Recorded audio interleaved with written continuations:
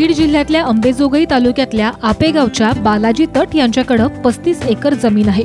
ते आपल्या शेतात सोयाबीन, हरभरा, ऊस यासारखी पिकं घेतात। ऊस हे त्यांचं मुख्य पीक आहे। सुरुवातीला ते पारंपरिक पद्धतीनं ऊसाची लागवड करत होते। पारंपरिक पद्धतीनं ऊसातून त्यांना 45 टनांपर्यंत उत्पादन मिळत होतं।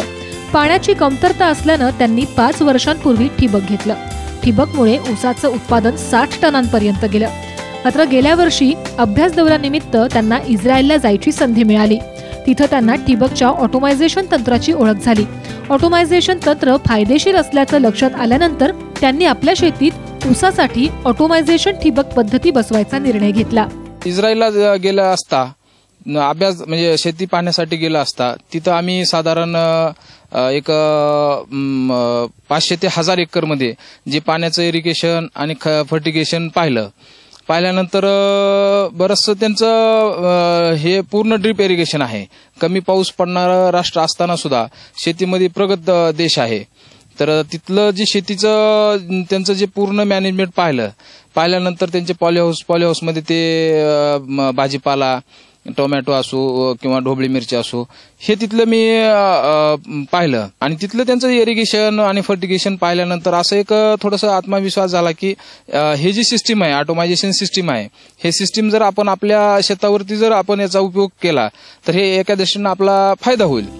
ऑटोमायझेशन तंत्रात पिकांना गरजेनुसार खत आणि पाणी ठिबकद्वारे देण्यात येतं। पाणी खत देण्यासाठी प्रोग्राम तयार केलेला असतो। तसंच सँड फिल्टर दर 2 तासाला ऑटो फ्लॅश होतं। बालाजी तट यांच्या ऑटोमायझेशन मध्ये एकूण 7 व्हॉल्व्स आहेत। त्यातील 3 व्हॉल्व्स शेतात आहेत। ऊसाला पाणी देण्यासाठी 3 मजूर लागत होते। तेच काम आता एका मजुराद्वारे होतं। ऑटोमायझेशन तंत्रामुळे मजूर आणि वेळेत बचत होते आणि उत्पादनातही वाढ होते।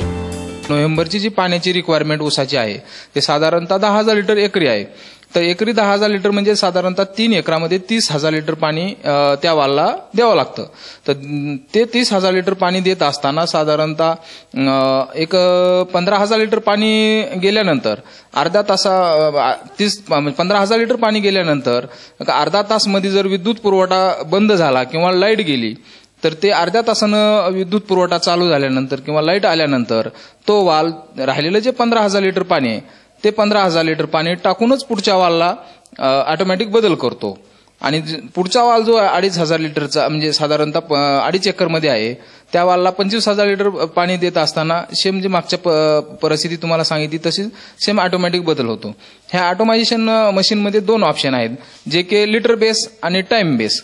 तर आमच्याकडे आज घडीला आम्ही लिटर बेस प्रमाणे पाणी देतो आणि टाइम बेस आमचा आता सध्या बंद आहे। फक्त लिटर बेसनं आम्ही याला पाणी देतो। खताचं जर सांगायचं डोजिंगचं झालं तर साधारणतः NPK जे ऊसाला लागतो तो NPK देत असताना ज्या वाढीनुसार खत लागतो साधारणतः एक 30 दिवसाला नत्र लागतो। तर ह्या सिस्टीम मधून नत्राची साधारणतः एक एकरी जर 2 किलो नत्र द्यायचं असेल तर 1000 लिटर मध्ये किंवा 500 लिटर मध्ये नत्र जर तयार करून ठेवलं तर एकरी जर त्याप्रमाणे कॅल्क्युलेशन करून साधारणतः एकरी 20 लिटर ह्या प्रमाणे जर द्यायचं प्रोग्राम आपण सेव्ह करून मशीन मध्ये ठेवला तर 500 लिटर मधून ते 20 लिटर वेंचुरीच्या सहाय्यानं पंपिंग करून ड्रिप मध्ये सोडतो आणि राहिलेला जो आहे 500 मधून 20 लिटर जातं आणि 20 लिटर गेलं की ऑटोमॅटिक स्टॉप होतं। म्हणजे 500 लिटर मधून तुम्हाला दररोज जे 2 किलो युरिया 200 लिटर बॅरल मध्ये तयार करायचा ते गरज नाही पडता।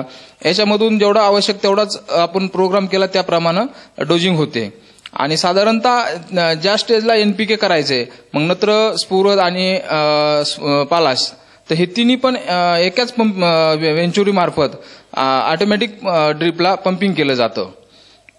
ज्या ठिकाणी मला की साधारणतः 10 एकरासाठी 3 मजूर लागायचे साधारणतः 3 मजूर लागायचे तर ह्या सिस्टीममुळे माझं एक माणसावर हे पूर्ण 10 एकर ऑटोमायझेशन असल्यामुळं कव्हर होतं। त्या ठिकाणी मग माणसाची बचत झाली आणि वेळेची बचत झाली। ऑटोमायझेशन तंत्र बसवल्यानंतर बालाजी तट यांनी 7 एकर मध्ये जुलै महिन्यात ऊसाची लागवड केली। ऊसात त्यांनी सोयाबीनचं आंतरपीक घेतलं। जून मध्ये 5 फुटाची सरी काढून त्यात टोकन पद्धतीनं सोयाबीनची लागवड केली। त्यानंतर 11 तारखेला जुलै या दिवशी सरीमध्ये ऊसाची लागवड केली। जुलै 11ला मी ऊसाची लागण हे सरीमध्ये केली. सरीमध्ये करत असताना पहिला बेसल डोस जो आहे तो बेसल डोस दिला आणि साधारण 1 फुटावर 1 डोळा याप्रमाणे मी ऊसाची लागण केली. ऊसाची लागण हे सरीमध्ये केली आणि नंतर 60 दिवसानं त्याचा जो मात्रकोंब म्हणतो आपण, तो मात्रकोंब मी 60 ते 65 दिवसानं काढून घेतला. याचं काढण्याचं असं एक कारण असतं की जे निघणारे जे फुटवे आहेत ते फुटवे एकसारखे मिळावे ह्यासाठी तो मात्रकोंब काढून घेणं गरजेचं असतं किंवा घेतो आम्ही. 7 एकरातल्या ऊसाला आणि सोयाबीनला खत आणि पाणी देण्यासाठी ऑटोमायझेशन तंत्राचा वापर करण्यात आला.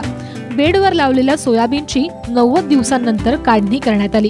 ऑटोमायझेशनमुळे बालाजी तट यांनी सोयाबीनचं 50 क्विंटल उत्पादन घेतलं. 20,000चा खर्च वगळता त्यांना 1,80,000चं उत्पन्न मिळालंय.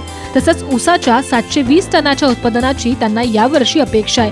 2300 रुपयांच्या दराप्रमाणे त्यांना 16,56,000चं उत्पन्न मिळणार आहे. 3.5 लाख रुपयांचा खर्च वगळता त्यांना ऊसापासून 13,06,000 रुपयांचं उत्पन्न मिळणार आहे. त्यासोबतच आंतरपिकातल्या सोयाबीनपासून 1,80,000चं उत्पन्न मिळालंय. 7 एकरातल्या ऊसापासून त्यांना 14,86,000 रुपयांचा निव्वळ नफा मिळणार आहे. ऊस जो आहे तो ऊसाचं साधारणतः गेल्या वर्षी दुष्काळी परिस्थिती असल्यामुळं माझ्याकडे 80,000 लिटर 3 महिने म्हणजे मार्च, एप्रिल आणि मे ह्या 3 महिन्यामध्ये 80,000 लिटर पाणी फक्त उपलब्ध होतं. तेवढ्या ऊसावर सुद्धा दुष्काळी परिस्थिती असताना सुद्धा जो की ऊस मी 100 टनचं उद्दिष्ट ठेवून केला तो ऊस मला आज साधारणतः 70 ते 75 टन ऊस एकरी मिळेल अशी अपेक्षा आहे. निसर्गाच्या लहरीपणामुळे शेतीसाठी पाण्याची कमतरता भासते.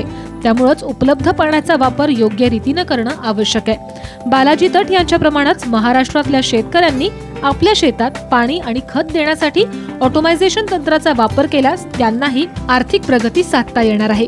दीपक क्षीरसागरसह ब्युरो रिपोर्ट, साम टीव्ही, बीड.